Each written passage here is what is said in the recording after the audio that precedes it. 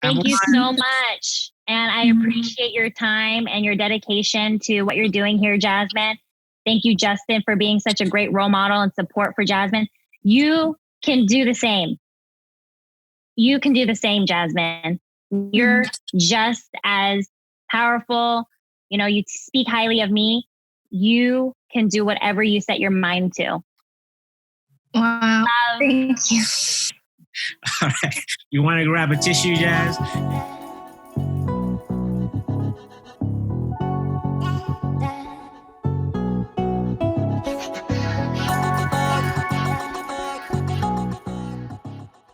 Good afternoon, America. Welcome to the Asian All-American Podcast. I'm your host, Jasmine Kong, with my co-host, Jake. And today, you either skate or die. You find yourself at a crossroad. You go to UC Berkeley as an integrative biology major to pursue a pre-med track. You followed your gut and switched your major and applied to one of the top 10 business schools in the United States. You graduate with honors and work for a thriving startup company, but you feel unfulfilled. If your first passion is skating and you are great at it, what would you do? Our guest today will tell us what she did, so put your hands together for Michelle Hong. Welcome. How are you? Wow. Thank you so much, Jasmine. I really appreciate it. Sok sabay, jumriap su, bong, and I'm so appreciative. I'm very, very appreciative of your commitment to your community and seeing how young you are and developing all of this. I'm very, very proud of you. Thank you, Akun. That's how we say. Thank you in Khmer. So let's get started. Let's start with your family and childhood experience. Tell us your family history, their immigration, and coming to the U.S. Well, as both of you and I have experienced, it's been interesting to have parents who are refugees from Cambodia and how they were able to escape a war zone, a genocide of their community, of their people. And it's been so rewarding to be able to acknowledge that experience and to strive for greatness in a country like America, where, you know, for us, it's a huge opportunity to be able to live out our dreams and to pursue something like myself, a career in coaching and entrepreneurship. So I feel very fortunate to have the upbringing that I had. So when I grew up, I was born in San Francisco, California, and my family, we lived in Oakland, California. We lived in Fruitvale area up until I was maybe 5 or 6. And it was interesting because I don't have vivid memories in that area, but my sisters definitely do. And we see pictures and my parents tell stories. And so, you know, my parents grew up in a low income area and they tried their best to survive in the best way possible. They were always very strategic. So they had a house and we lived in one room with the 5 of us. Wow. And they rented out the rest of the house so that we could afford living there. And, you know, that's already in and of itself showing the strength in my family and my parents to do whatever they can to utilize their resources to make sure that we have the best of the best. And so they were able to come out of that and we were able to grow up in Fremont. We moved to Fremont, California. And that's where I was able to develop a various amount of experiences in education and in skating. Yeah. So, I mean, I can relate to that a lot. Do you have any siblings? And what's your dynamic like with your siblings as well? Yeah, I love my 2 sisters. My sisters' names are Melissa and Pamela Hong. And Pamela is my oldest sister and Melissa is my middle older sister. So I'm the youngest. And it's been very rewarding to have them as role models. And I feel so appreciative to have people like them in my life who have led the way for myself. Melissa is the one that got me involved in skating. I didn't want to skate at first. She was the one that fell in love with the sport. She was the one that dived into it. She was such a natural talent. And so she was the one that begged my parents for lessons after a birthday party. And I was the little kid on the rails that didn't really want to skate. And I was so nervous, but she really had a strong passion and she has a lot of creative spirit in her. And so I followed in her footsteps, and my parents just bought me a pair of skates when she begged for the group classes. And my sister Pamela, unfortunately, she didn't have the same upbringing as us, where, you know, she was able to explore sports because she grew up very different. So imagine if she was 10, 11 years old and she grew up in Oakland and watched our parents struggle. She, found it in herself to be more of a third parent actually to my two parents. And so she took care of us. She watched us. Every time we went to practice, she would take care of us. She would make sure that we would do her homework. She would make sure that we got fed. She would make sure that, you know, we got good grades. She would help me get, placed in a science fair. Wow. She was like always trying to make sure that I was getting like first or second. So I am very thankful for the both of them for providing that structure for me. Wow. As an older sister, I can kind of attest to that because I'm here, in America, and I'm always looking out for my little sister. And I really had kind of no one to look up to, a role model. But I see this opportunity, and I see you as an older sister too, as a bong. So I'm really thankful for you to be on this show. And, other than your sisters, were there other people that motivated and inspired you? Yeah. It's so sweet. Oh my gosh, I'm so touched by that. I don't know why I'm getting emotional like the last time we spoke, but I feel so proud of you to hear those words, and like, just thinking about like role models, right? I bet your family is in the same way, but my mom and my dad, they went through a lot to be able to get to this area of life that we have right now. So it's been beautiful to be able to see, my parents' hard work, come to life in us. Right? Providing us an opportunity for higher education when they didn't have it. And even now, till this point, my parents have the same exact work ethic. My dad is consistently trying to better his family, his life, his structure. He's gardening, he's building his fence, and he works nonstop, even through quarantine, So I think it's really important for me to acknowledge that all my work ethic came from them. And I can see that in you being so young. I love what you're doing. And I feel very honored to hear that you see me as a role model. Thank you. Yeah, I have moments too when I'm like driving in the car, and then I'll just break down crying too because, the car, I used to commute to DVC for college, and basketball especially. I would wake up 6 a.m., go to school, and then won't get back home till like 9 p.m., 10 p.m. But during those car rides, they're long car rides to school because I commute from Oakland all the way to Concord. Wow. But yeah, I'll have those moments in the car. I'll break down crying because it's really a blessing to live in America and know that I'm able to chase my dreams, and more opportunities are given to me through the hard work of my parents. Because my dad breaks his back, my mom cooks for us, makes sure there's food on the table. So yeah, me too. I'm about to get emotional. Yeah. Anyway, I'm going to kind of shift the conversation because there's a lot going on around us and what's happening. And, I've attested that because, it stopped me and this transition in life with the coronavirus and the Black Lives Matter movement. So what is your take on the Black Lives Matter movement?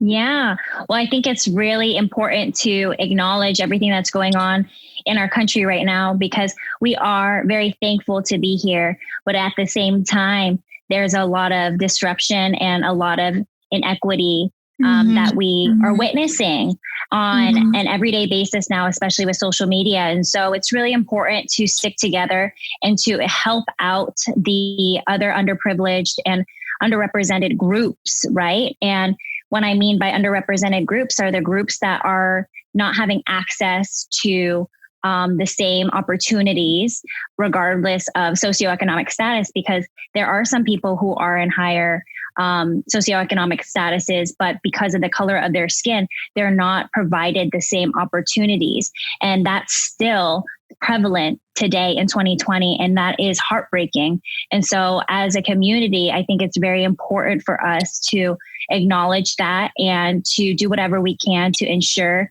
that everybody has a voice, but we have to fight together. And that's why, for me, it's very important to make sure that I do that within my own community. So my community is the figure skating community. And I most recently am now a co-founder of the Figure Skating Diversity and Inclusion Alliance. So our mission is to be able to ensure that we allow the next generation of figure skaters to be in a more diverse and inclusive sport through policy change, through program development, and through funding. And so I see and acknowledge that there are many, many issues in this world, but if we can hone in on what we can do within our own communities, I think that's how we can make our own impact in this world, even though we're just one person. What is the importance of sharing your experience, in particular being a Cambodian American? So being a Cambodian American is something that I'm so proud of. And I might get emotional again. It's okay. It's okay. Because maybe when I was younger, I may have been ashamed of my Asian American experience because of how society, because of how other children treat Asian Americans. And it's something that I struggled with alone. I never brought it up to my parents. You know, when they call you names, when they make fun of your eyes, things like that. It's interesting because they group together all Asians. So they'll say things about, you know, they'll use words like chink. They'll use words like, you know, why are your eyes so small? Can you even see? And they'll group all Asian groups together. And it's so interesting because you just deal with it, but you don't say anything. Something that I've grown up with is this idea to continue to work hard so that your success kind of acts as a battle between these harsh words instead of speaking and standing up for yourself or anything of that sort. I was taught to use my actions because my actions are louder than my words. And that I definitely attest to that. However, I think now more than ever, it's so important for me to use my voice for change. And I'm so lucky to have a platform of, you know, over 100,000 followers that are in my community through all various platforms. And it's so important for me to talk about my experience as a Cambodian American so that people realize all the different beautiful, diverse cultures within the Asian American experience, and also have other people acknowledge that every single Asian group has its own set of struggles. So when sometimes they see someone like me, I'm more fair skinned, and they see me as a Chinese American or somebody who has all the opportunity. They plot all Asians in a higher socioeconomic class, and they think that your life is easier. But, you know, we talked about this, and Cambodian Americans are actually one of the most underrepresented Asian groups. And we're also in the lower class in terms of not having the same opportunities as other Asian Americans. Didn't you say something about a statistic of us being one of the lower tiers of being able to graduate even high school? Something along those lines, right? Yes. Yeah. Yeah. Among the Southeast Asian groups, Hmongs, Laos, and Cambodians, I think Viets too, do not pass graduation, high school graduation. And I mean, that comes with our history. Yeah, that comes with our history and the resources and the areas most of us live in. But yeah. So, speaking of representation and education and all, can we talk about your education experience, especially at UC Berkeley? I mean, you made it to the Haas School of Business. That is quite the accomplishment, especially, yeah. So can you talk about your experience at UC Berkeley? Mm-hmm.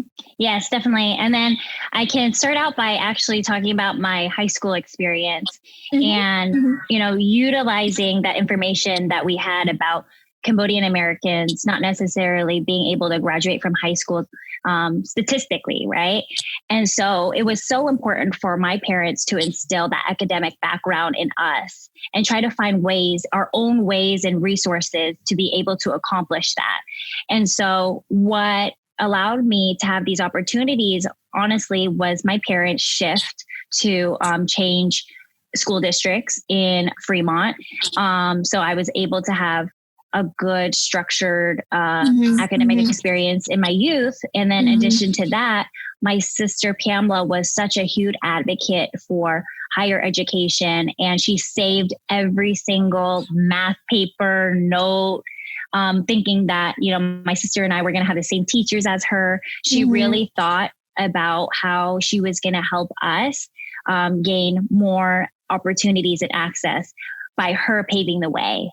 And so with her help, she, and just like you, I bet that you do for your own siblings, you have to think about how we can help our community and how we can help the next generation prosper and develop. And so after her guiding me to that point, helping me with my personal statement and all that, I was able to get into UC Berkeley.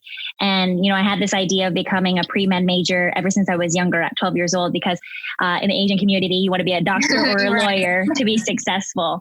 And so it's so interesting because that's what they want for us in terms of stability. So if they didn't have that opportunity, they want us to have that opportunity. And it's interesting to me because I was always absorbed with the idea that I can do anything because I had access to YouTube. I had access to all these social media outlets. I think YouTube kind of started around 2009.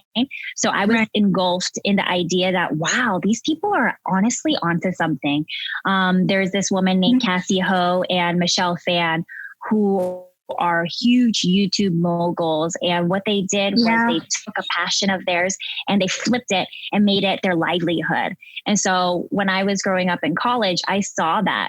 And in my heart, I knew that pre-med wasn't for me. And I always had them in the back of my head as support, just as like a mentor, a visual mentor. And for me, I knew deep down inside, I wanted to do something different. I want to make a change. I want to do it in my own way. But at the same time, I still felt very tied to my family and wanting to make them proud. And so when I switched to a business major, I ended up also going into another box that was confined for me because my mom was like, oh, if you do business, you should do finance. I have a friend who their son is in finance and they're very successful and all that. And I was like, oh my goodness, another box that I'm put in. And so it was hard for me to end up where I am today, but little by little, I was able to navigate my way. So, after graduating from Haas, you had the opportunity to start for a startup. And so let's talk about that moment when you hit that turning point, that crossroads where you did see what other social media moguls were doing, and you felt that you could make an impact in skating or something that you were passionate about. Yeah. So for me, when I was at that crossroads of hearing my mom want me to pursue finance, and then also at the same time at the Haas School of Business, they emphasize the ABCs. And the ABCs are accounting, banking, and consulting. And so those avenues were highly emphasized in my community at that time. And so for me, I was like, okay, I have to get into one of the big five. So for me to be successful, or, maybe I should listen to my mom and try to dabble with finance. And I was toying with the idea of like, let me just follow my passion in business. And so a lot of my passion lies in leadership, marketing, social media, utilizing creativity to be able to express a message, to storytell. And so I was like, what is going to be deemed as successful in my parents' eyes while also being able to do what I do? And tech was booming, and tech is continuing to boom. And so I ended up applying for tech startups. And in addition to that, I kind of wanted to tie it in with my biology background when I first initially came into Berkeley. So I had a few biotech startup internships throughout my college experience. And then after college, I was able to get a job at a biotech food startup, and it was called Clara Foods. And what they were creating was a vegan egg white substitute. And it's something that was so innovative, and it still is innovative. And the food industry is blowing up today, especially because of sustainability measures and because of all the various diseases that might come from animals. And so it's really a place that was a very comfortable position for me and an exciting position for me to be in. But at that point, I was still not happy. And I was like, I can't allow myself to continue doing something that I don't genuinely see myself thriving in for years to come, because it's my life, right? And do you want to be miserable your whole life? Do you want to settle your whole life? Or do you want to be able to do what you want to do at the most, exponential way possible? Or do you want to just settle, right? And so at that point, I was like, okay, let me really dive into my passion. And what I was really interested in was influencer marketing at that time. And influencer marketing, I basically was using the idea of the role models that I saw, Cassie Ho and Michelle Phan. They're working with all these businesses. They're doing these sponsorships and these partnerships. And I see that as such a profound move, because these, in a way, they're normal people, are able to become the next marketing campaign or the next celebrity in a way, because they're able to utilize their voice in an authentic way to promote a product. And so I was so into that. I was like, that is so fascinating, because it's true. Like, I would rather listen to Cassie Ho, or I would rather listen to Michelle Phan than some celebrity that I have no tie, no connection, no community relationship with. Right. So I was like, let me see if I could get into influencer marketing. And so I was applying for jobs that basically was the liaison between the company and the influencer. And so what the company would do is that they would build a partnership between the two, and I would be the middle ground, and I would be communicating and building the marketing campaign. And so it was so interesting when I was applying for the job and I went to the final round interview. I basically flunked it on purpose. I am so a fan of public speaking, and I was reading off the note cards. It was so unlike me. I literally was just like, blah, blah, blah, blah, blah, and I felt like I was so devastated that I did that. But then at the same time too, when after like my crying, after, me freaking out about what I just did, I was like, honestly, I think I did this to myself on purpose, because I wanted an out. I wanted an out for me to pursue what I wanted to do. Because if I was in that position for 3 months, I would be telling myself, why am I being the middleman for these two, the company and the influencer, when I could be the influencer myself, when I can make the change myself, when I can make an impact, and I could be speaking and building my own community. And so that's when it clicked. And I was like, I cannot live for anybody else anymore. I really have to genuinely see what I can do in my own community and really tap into my genuine talent. And my talent is coaching. And it's also a deep passion of mine as well. So I basically went to the drawing board and I scrapped all the resumes, all the job applications that I was working on. And I took 1 full month, March to April, to hash out, build my website myself, build my brand myself in my own way. And I launched my website, my social media, both Instagram and YouTube, Coach Michelle Hong, on my birthday, April 13th, 2016. We're twins, everyone. Jasmine and I have the same birthday. Wow. Mm-hmm. Uh-huh. And then that's it. And then you just, boom, platform came, or how did everything blow up? Mm-hmm. It just blew up from there? No, it took time. Everything, it took time, because one of the things that I promised myself is, of course, I'm going to do my social media. And I'm going to make sure that grows and that becomes something that's substantial in the community, because I knew in myself, I had a gut feeling that I'm the only one in this space that's doing that. I'm the only one. I am the very first online platform to provide free online content for skaters. Wow. Tutorials, emotional support, everything in between. I am the very first. And so I knew that was something that would blow up. I just had a gut feeling. But the other thing that was very important to me was that I made sure that my professional standpoint as a coach was also recognized and respected.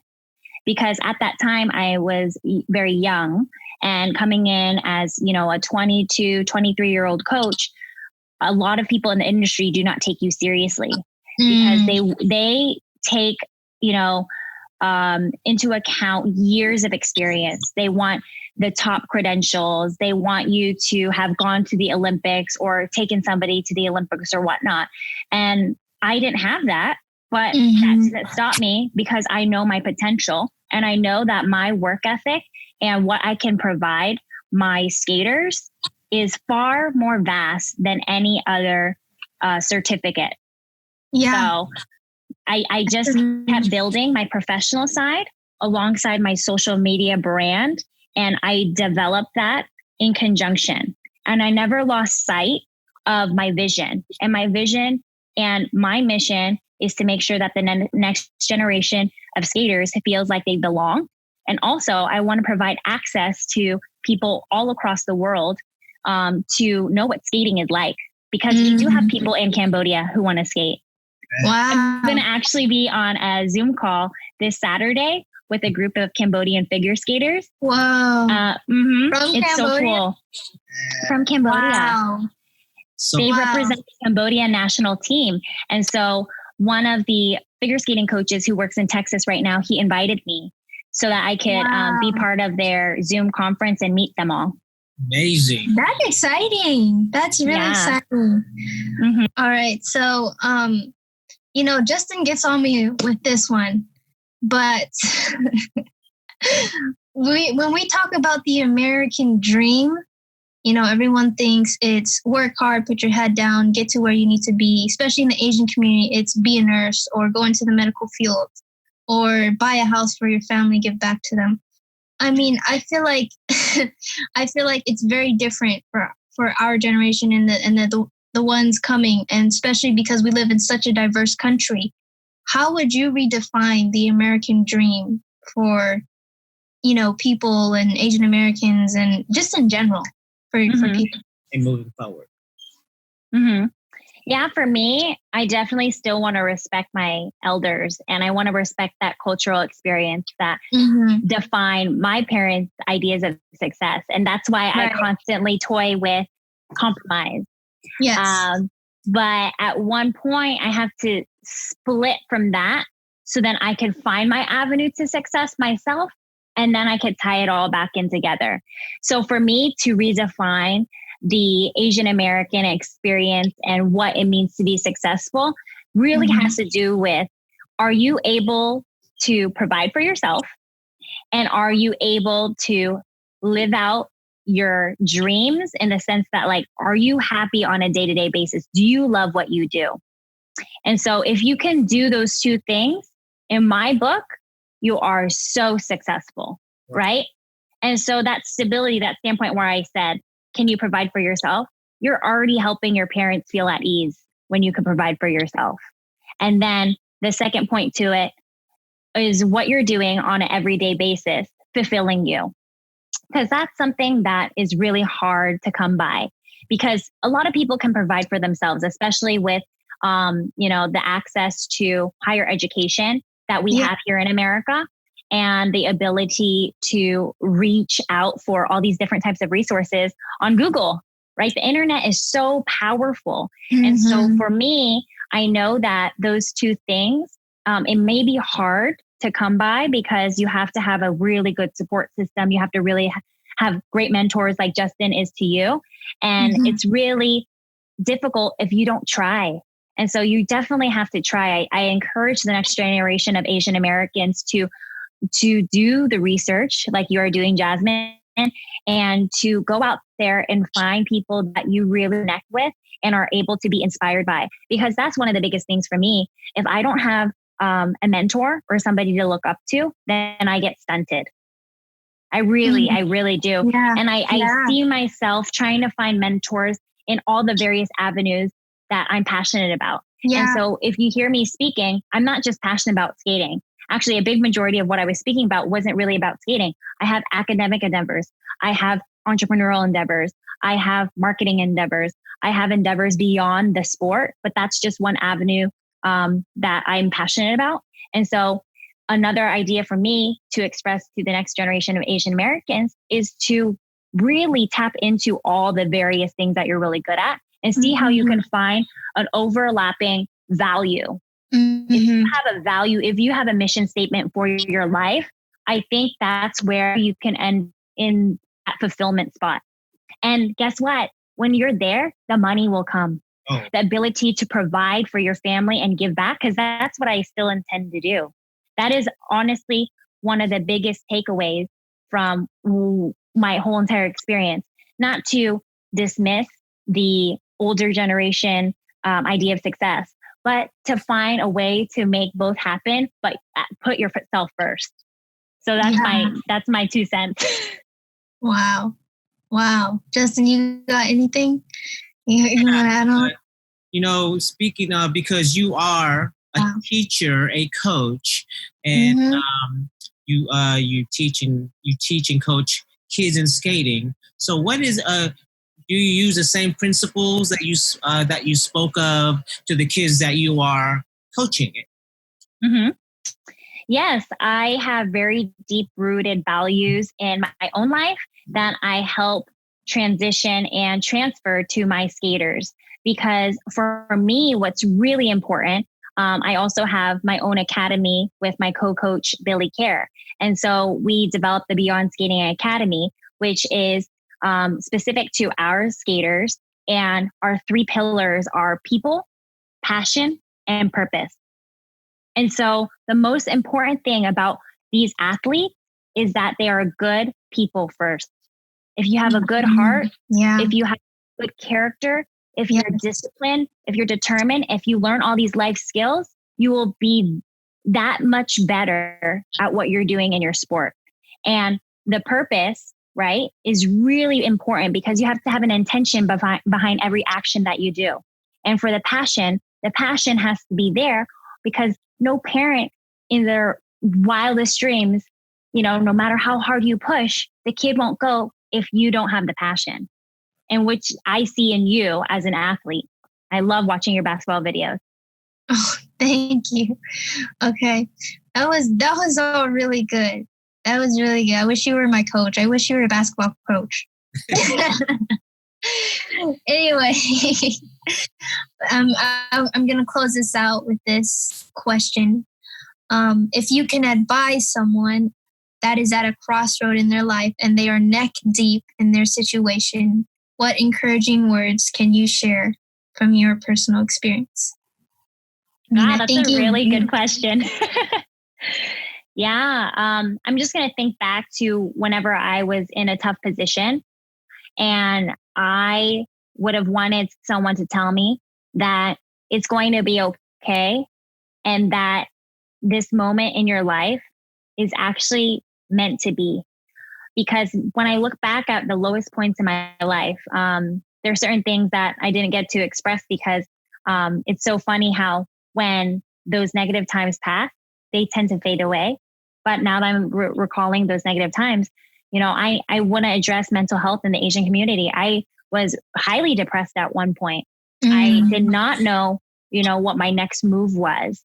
And I had a lot of anxiety and I had panic attacks when I was in college. Wow. And when I was at my lowest, my sister, Melissa, was able to help me. And she really talked to me about how that's normal. That's okay. Because she went through those same things as well. And so when somebody is in that low point in their life, they just need somebody to tell them that it's going to be okay. And when I was in that low point, it was interesting because I couldn't see beyond what was in the forefront of my mind, which was like, I don't know what I'm doing with my life. I don't know who I am. I'm disappointing my family. I'm disappointing myself. And so many of these negative emotions.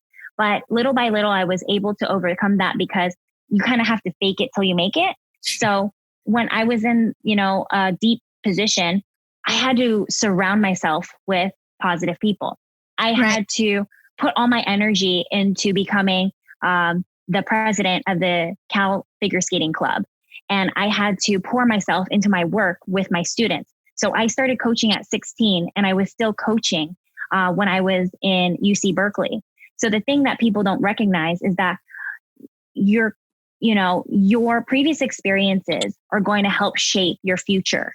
And even though in those moments, it seemed as though I didn't know who I was, I still knew who I was through my actions, right? And even though I faked it till I made it, it was still me and I was still being authentic, but I just had to show up beyond what I thought I could myself. So to everybody out there who is in a crossroad, just really fuel yourself with the things that you love, right? If drawing brings you love, keep drawing. If writing brings you love, keep writing. If running brings you love, keep running. Regardless of any doubters, haters, even if yourself is the one that's doubting you. Wow. That was good. Well, that was Coach Michelle Hong, everybody.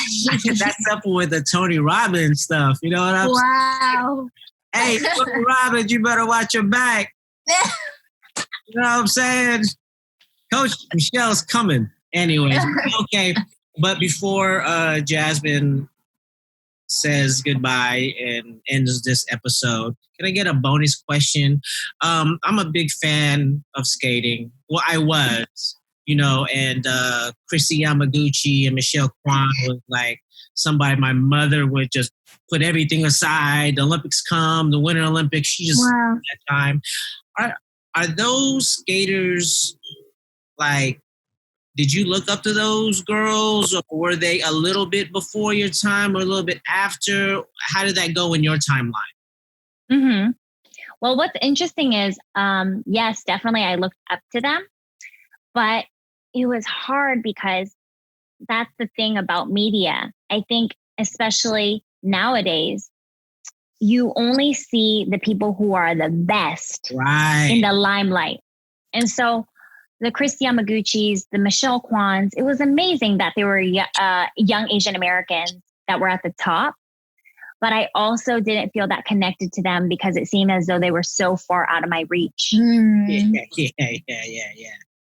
So that's a deep thing that I want to try my best to eliminate. And that's why I give my availability to the world, as in providing free online skating tutorials, free IG lives with multiple people in my circle who are also role models, giving them access to these celebrities, these skating role models that can offer advice and support. And also, providing words of encouragement. So taking the time to comment back to my followers, to have connections with them in the DMs, and to ensure that they feel like they're part of a community. I wanted to shift that. I wanted to make it so that skating is not this elitist sport where the people at the top are so hard to be connected to. Mm-hmm. And then everybody, the 95%, don't have access to be able to achieve that same level of success, or even be able to ask them for advice. So that's what I wanted to shift. And that's, what I'm doing right now to shift the landscape of figure skating in both the coaching world and the skaters world. So that's my answer. Okay. And that's exactly what you're doing on this podcast. That's what you're doing on your platform, killing it, man. In general, yeah. And you know what? Your last post on knowing how to stop, on you just scared you got to create, you got to make, hey, exactly. That was Coach Michelle, everyone, teaching us that it's okay to stop what you're doing and follow your dreams. And also stay closely connected to your culture. Never be ashamed of who you are. Coming from a very wise woman, a very accomplished woman who redefines the American dream. Yeah. Thank you, Coach Michelle. We loved you having here. We love your voice. And yeah. Let's keep in touch. Yeah. Wow. What? Thank you, Coach. Awesome.